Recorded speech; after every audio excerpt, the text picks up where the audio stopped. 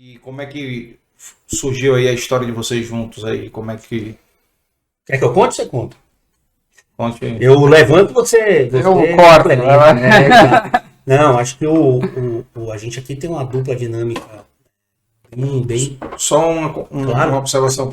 Que ano foi que criou a Blocks? A Blocks, ela é de 2018. Ela é de 2018. Eu diria até que a gente começa a dar uma tracionada, né, no negócio em 2020, porque recebemos um investimento, né, de um Venture Capital, que é a Domo. A Domo é um VC conhecido, os fundadores ali são ex-fundadores do Buscapé, que tecnicamente foi o primeiro unicórnio brasileiro, né? Não tinha esse termo, não existia nem termo startup muito na época, mas o Buscapé foi um big player, né, de busca, até hoje segue, foi vendido, e os fundadores hoje têm esse VC. Mas a Blocks, ela nasce ali em 2018, pós o período, né, dando a continuidade, né, período de não compete.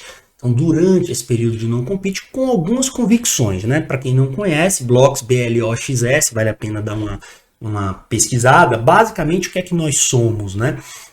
Nós somos um ecossistema de acesso ao mercado de capitais. Felipe, acesso para quem? Para o investidor que tem dinheiro e quer investir? De jeito nenhum. Olha que coisa interessante.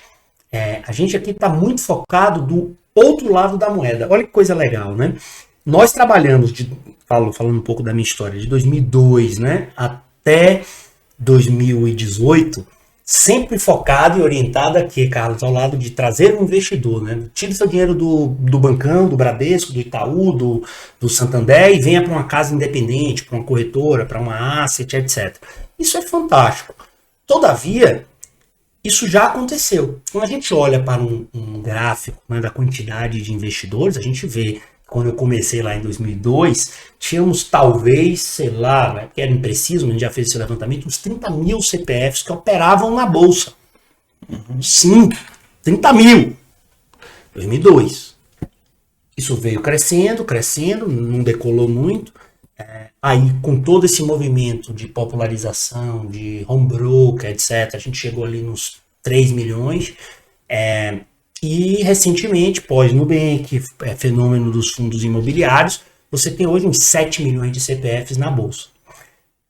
Estar na Bolsa significa, não é só a Bolsa especificamente, significa que você tem investidores com seu CPF com conta, cadastro abertos em corretora, logo na B3. E isso possibilita, né, o movimento desse mercado que a gente chama dos investimentos líquidos, né, dos investimentos independentes.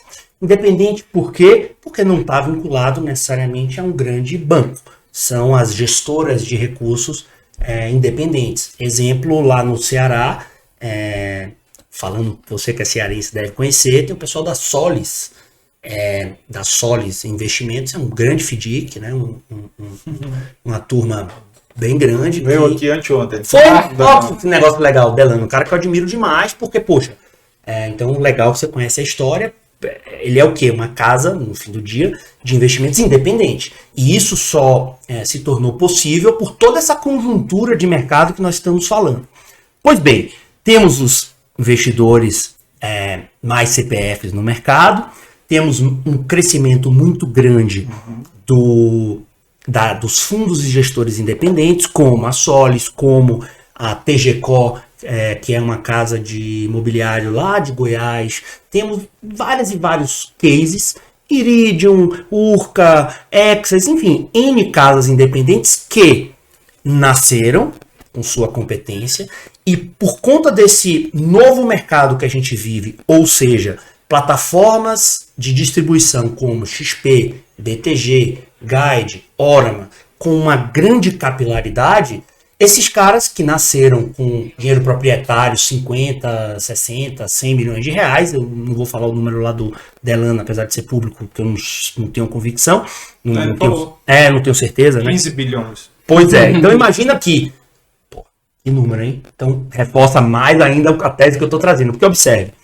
o cara começa com dinheiro proprietário, somos amigos e tal, 1 milhão, 2, 3, 100, tá legal. Começa a performar bem, cai na capilaridade digital e pum, cresce.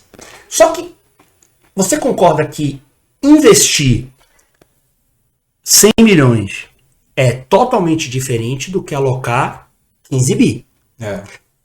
Para alocar 15 bi, você precisa de uma infraestrutura e você precisa, agora entra na Blocks, no nosso conceito, você precisa trazer mais gente para a festa. Você precisa trazer mais gente para o mercado de capitais.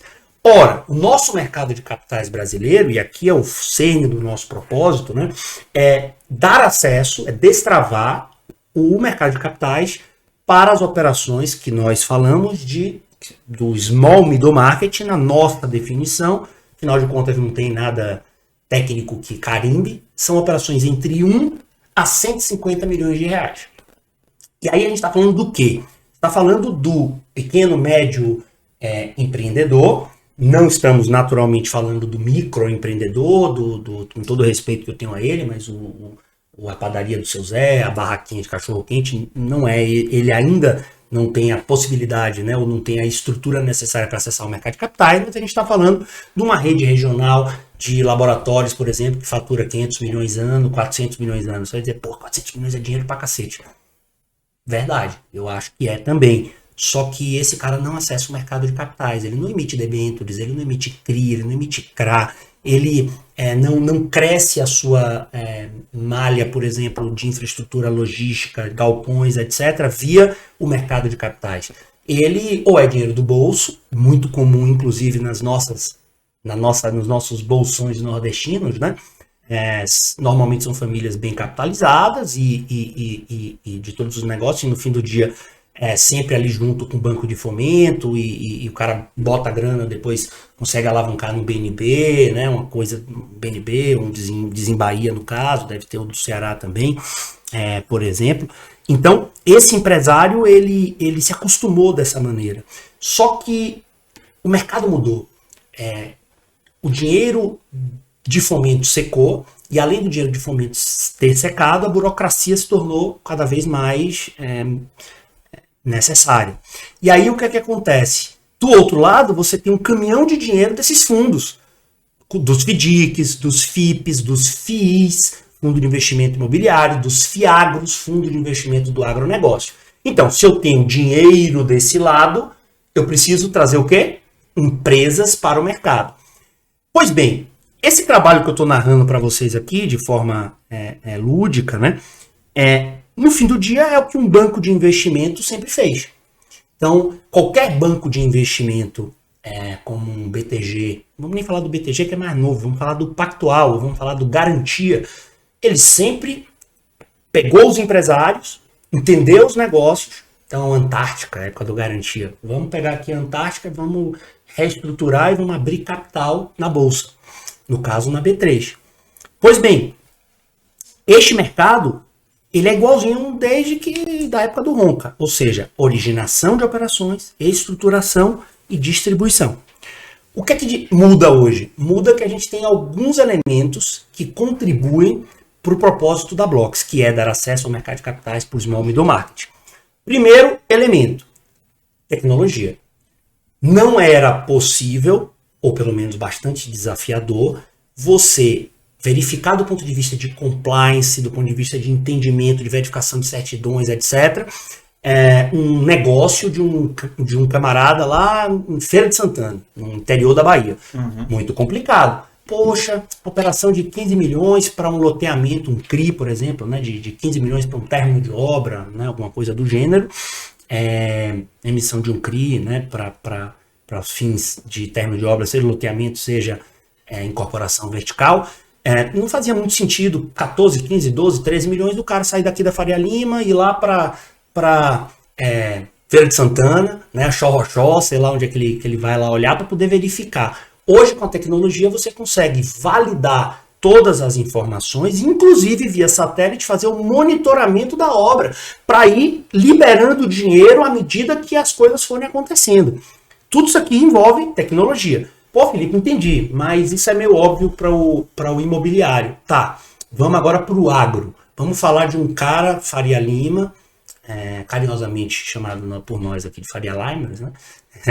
Vamos pegar esse cara, esse Faria Limer, e vamos, que não entende do agro, e vamos falar de floresta de eucalipto, por exemplo. Cara, como é que esse cara vai acompanhar se a floresta está crescendo ou não? Hoje você tem inteligência artificial via satélite e sistemas, cruzamentos ali de algoritmos, que você consegue no computador acompanhar se a árvore está crescendo, se não está, se cortou, se não cortou. Ou seja, a probabilidade no fim do dia, numa operação estruturada dessa, de você ser roubado, né, tomar um tombo, diminuiu consideravelmente. Então a tecnologia está bem favorável.